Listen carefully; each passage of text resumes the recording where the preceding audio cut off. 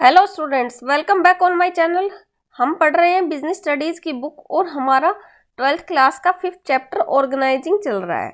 और इस चैप्टर में हमने पिछली वीडियो में डेलीगेशन के बारे में पढ़ा था और आज हम एक नया टॉपिक शुरू कर रहे हैं, डिसेंट्रलाइजेशन। डिसेंट्रलाइजेशन को डिटेल में पढ़ने से पहले हम डेलीगेशन और डिसेंट्रलाइजेशन के बीच में डिफ्रेंशिएट करेंगे, क्योंकि डेलीगेशन और डिसेंट्रलाइजेशन एक जैसी प्रोसेस लगती हैं, लेकिन इनमें जो डिफरेंस है उसको क्लियर करने के बाद हमें पता लगेगा कि दोनों अलग अलग फंक्शंस हैं। इसलिए डिसेंट्रलाइजेशन को डिटेल में पढ़ने से पहले हम इन दोनों में डिफ्रेंशिएट करेंगे। फर्स्ट जो डिफरेंस है जिसके बेस पे दोनों में डिफरेंस कर सकते हैं हम, वो है nature. Delegation is a compulsory act because no individual can perform all tasks on his own. Delegation क्या है? एक compulsory act है जो कि किसी भी ऑर्गेनाइजेशन के द्वारा किया जाता है, क्योंकि जो इंडिविजुअल पर्सन होता है वो सारे काम खुद से नहीं कर सकता, इसलिए उसको कुछ काम डेलीगेट करने पड़ते हैं ताकि सारे काम जो है वो टाइम पर कंप्लीट हो सके।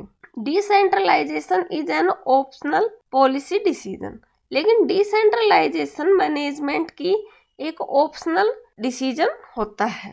It is done at the discretion of the top management. Decentralisation करना है या सेंट्रलाइजेशन रखना है किसी ऑर्गेनाइजेशन में, यह पूरी तरह से टॉप मैनेजमेंट का डिसीजन होता है। यह जो एक्शन है वो कंपलसरी नहीं है। सेकंड जो बेस है डिफरेंस का, वो है फ्रीडम ऑफ एक्शन, काम के करने की आज़ादी। More control by supervisors, hence less freedom to take own decisions. Delegation में जो सुपरवाइजर होते हैं वो कंट्रोल करते हैं, इसलिए खुद से जो डिसीजन लेने की जो पावर है वो सबऑर्डिनेट्स में कम होती है, इसलिए उनके पास फ्रीडम भी कम होती है। डिसेंट्रलाइजेशन में less control over executives, hence greater freedom of action.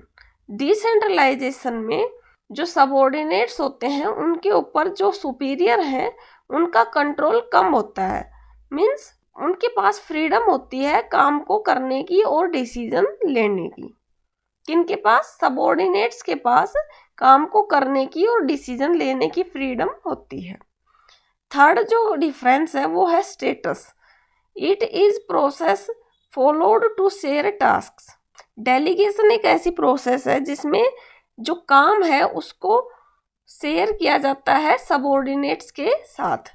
और डिसेंट्रलाइजेशन है, it is the result of the policy decision of the top management. Decentralisation किसके परिणाम स्वरूप होता है? टॉप मैनेजमेंट अगर डिसीजन लेता है, कंपनी में डिसेंट्रलाइजेशन की आवश्यकता है।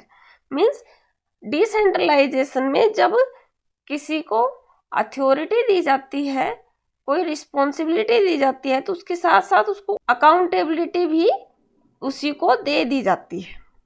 Scope, it has narrow scope as it is limited to superior and his immediate subordinate. Delegation में जो स्कोप है, जो एरिया है, वो नैरो होता है, मीन्स इसमें जो अकाउंटेबिलिटी होती है ना वो सीनियर एम्प्लॉय की होती है, लेकिन डिसेंट्रलाइजेशन में जो एम्प्लॉय काम करता है उसी की अकाउंटेबिलिटी होती है। It has wide scope as it implies extension of delegation to the lowest level of management.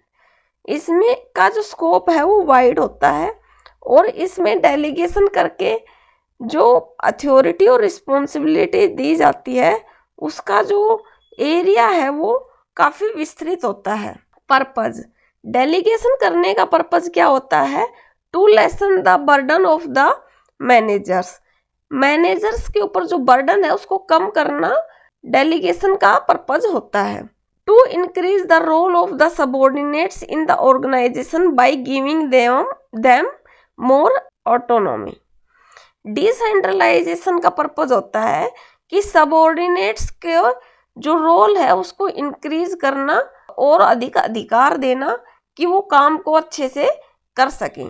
इसलिए जो डेलीगेशन किया जाता है वो छोटी कंपनीज में किया जाता है। छोटे जो जैसे जो कंपनीज होती हैं जिनका बहुत अधिक काम नहीं होता है, जो बहुत अधिक फैली हुई नहीं होती हैं, उसमें एक ही आदमी सब कुछ देखता है, लेकिन वो अपने काम का डेलीगेशन कर देता है।